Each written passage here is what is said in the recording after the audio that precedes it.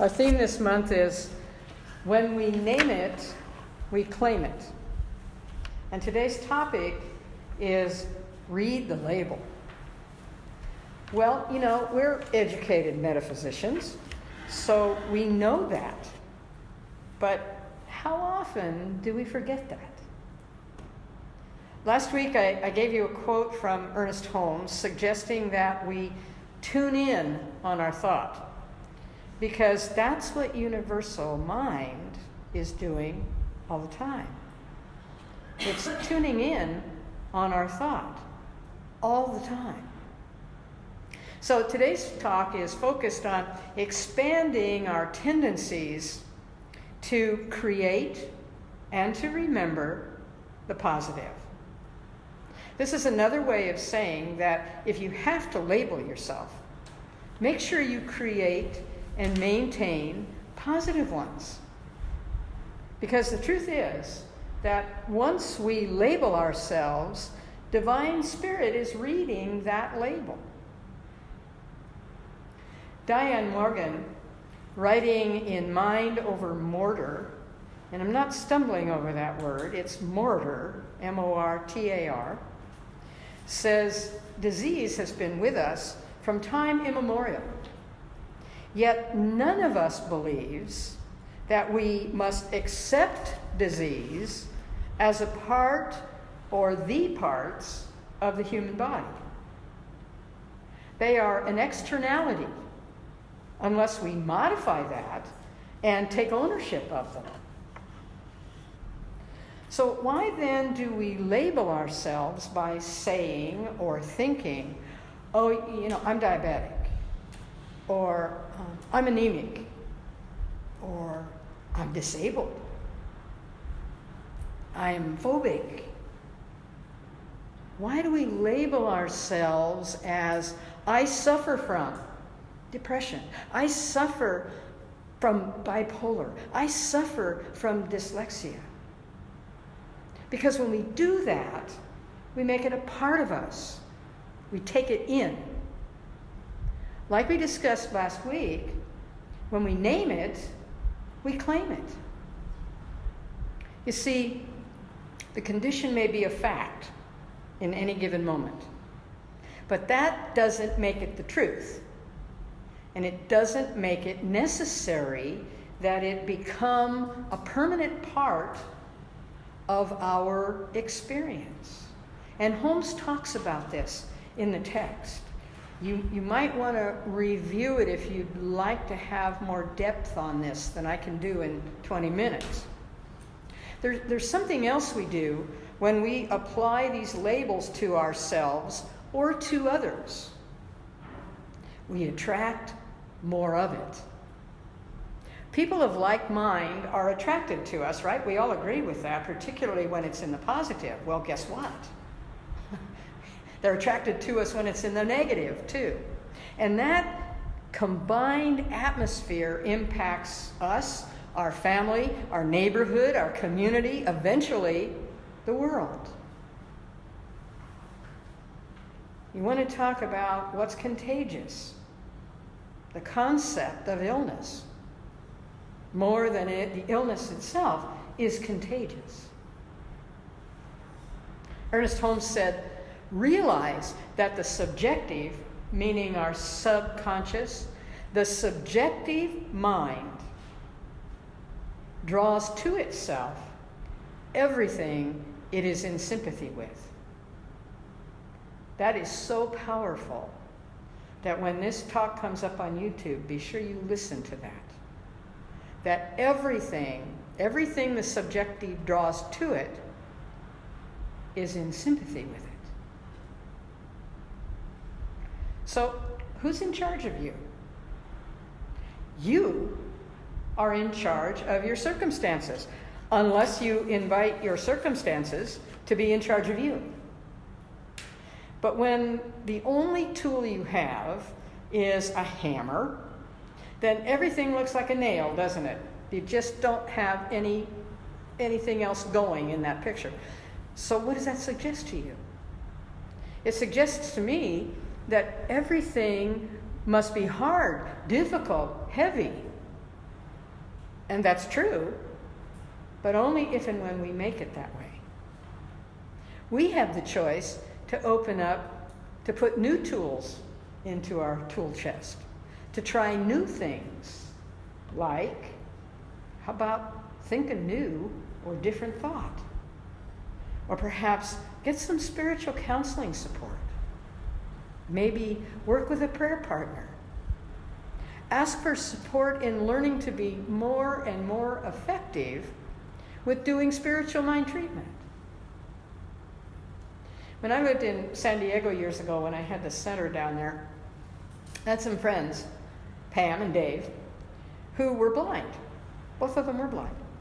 And they told me one time, we don't hang out with blind people because, frankly, they're always too whiny and they never want to do anything.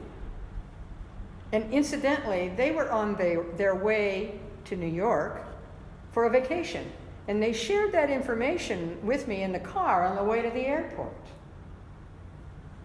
So here are some of Carolyn Mace's ideas on this. She says, bear in mind that healing is, above all, a learning experience. Now, perhaps some of you have never thought of it quite that way before. That healing is a learning experience.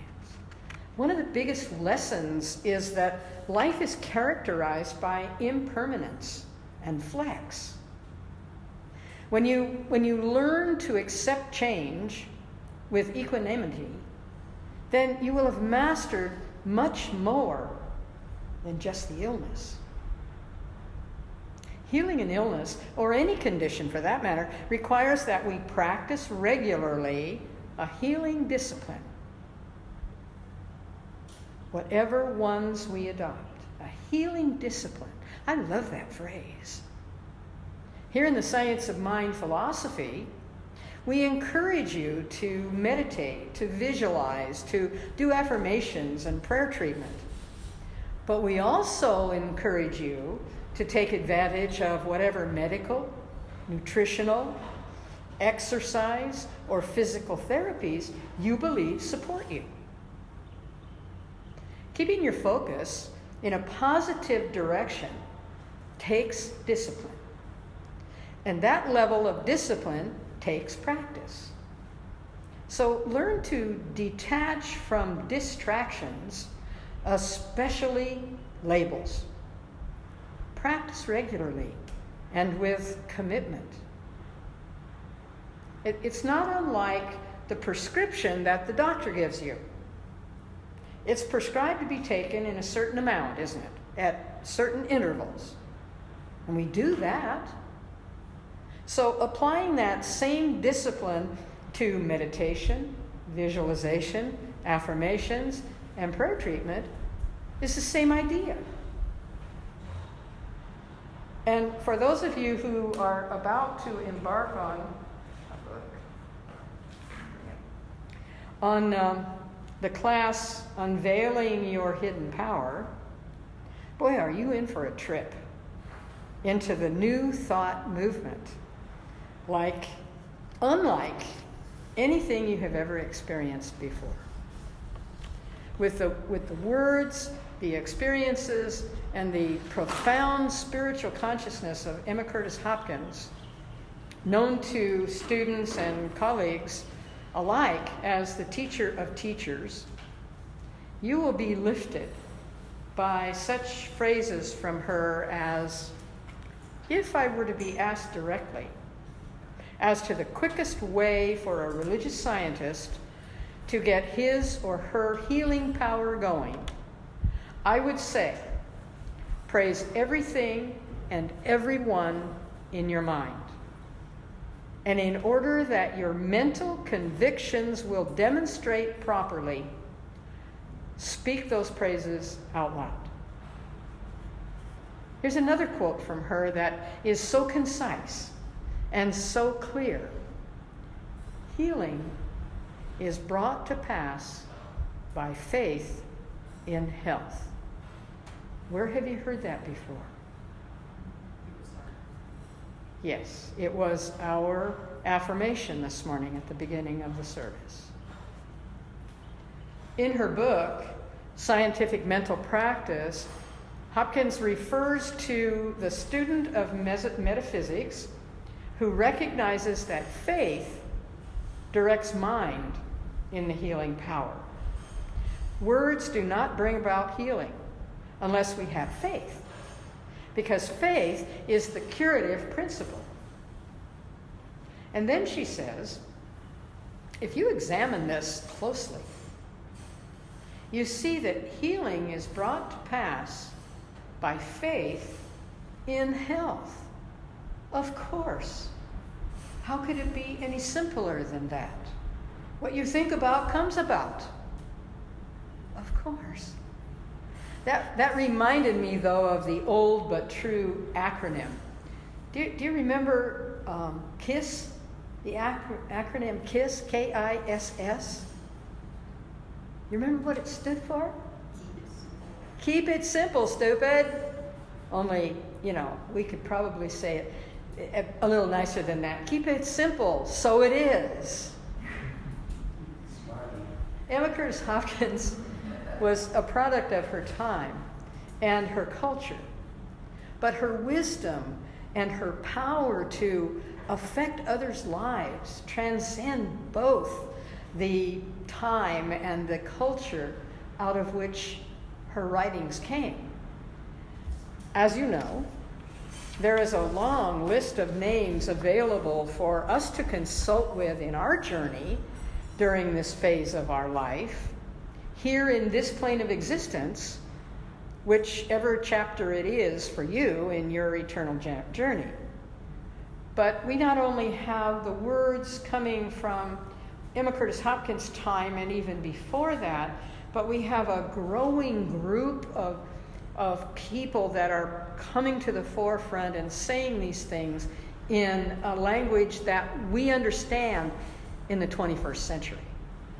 It's so interesting to read from the likes of names like Emma Curtis Hopkins or Thomas Troward, and then to read something by Ram Dass and Wayne Dyer.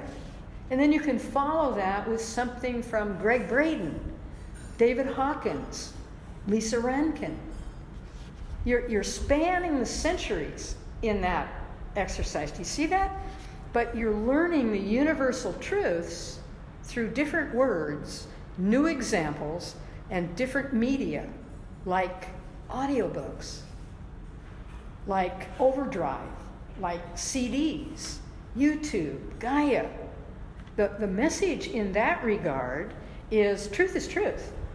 And whether we hear it, see it, dream it, dance it, or speak it, it's as an affirmation of prayer. It's timeless. So, before I close, I want to be sure that I address Ernest Holmes' role in the metamorphosis of metaphysics. Oof, that's a mouthful, isn't it? The metamorphosis of metaphysics. Because his is a major role in why you and I are here right now. Like everyone else whose words and ideas have sculpted our belief systems and our spiritual practices, Ernest Holmes spoke the language of the times that he was teaching and speaking. Occasionally I hear from others that some of that language is challenging to understand, or it's too religious sounding. Sometimes that it ignores gender equality, or it's so deep. So I don't deny any of that, and I still read it. I still teach it when called upon to do so, to explain it, because I know from my own experiences that the principles upon which it's based work. And here's something else I know. A man named Randall Friesen may have thought some of these concerns that I just listed himself. He did something about it. Randall was the publisher and editor of the Science of Mind Publishing Company for over 10 years. This was just before the two organizations merged back in 2011. He also served as the editor-in-chief for the Science of Mind magazine during that time. And then he opened a publishing house, the name of which I would be happy to share with you if you're interested after the talk. But one of his publications is titled The Basics of Spiritual Mind Healing, and this was published in 2016. Now, obviously, having spent over 10 years in Science of Mind publishing and the Science of Mind magazine development, he had a pretty broad spectrum of exposure to Dr. Holmes' writings. This book, written in the 21st century, uses 21st century speak, if you know what I mean. It's 162 pages long, not 568. The lines are double-spaced. It weighs less than 10% of what the text weighs. You could hand this to a friend or a relative as a gift. And it sells for $12.99 in paperback or $3.99 on ebook. Our spiritual teaching, the Science of Mind, is available in so many ways to those who seek it. This was gifted to me. I didn't even know this book existed. And the first thing I did was to say, who did the editing? Because I want to know that it's someone who knows what they're doing when they begin to change Dr. Holmes' words. Don't you? Of course you do.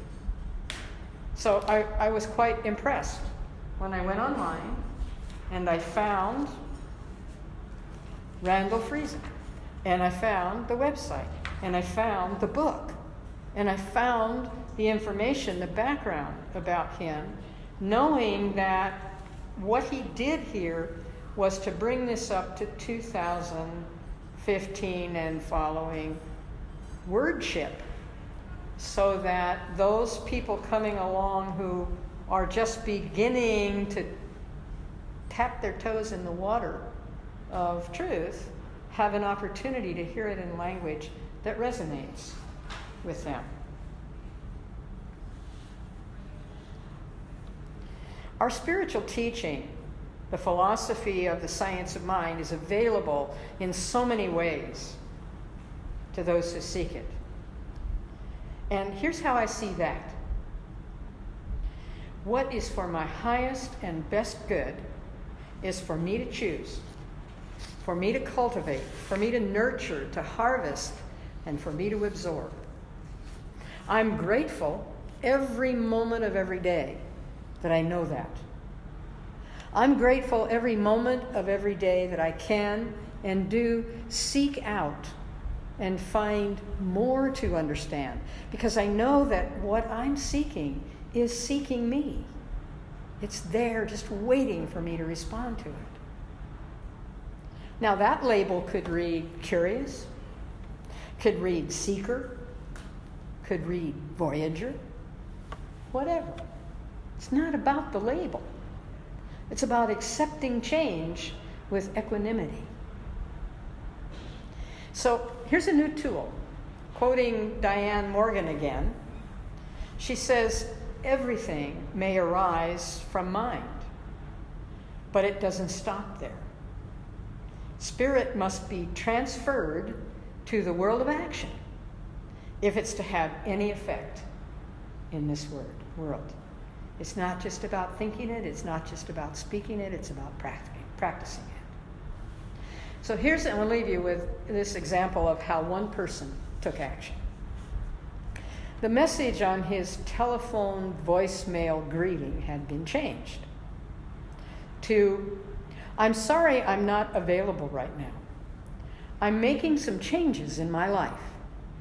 Please leave a message after the beep. If I don't call you back, you're one of the changes.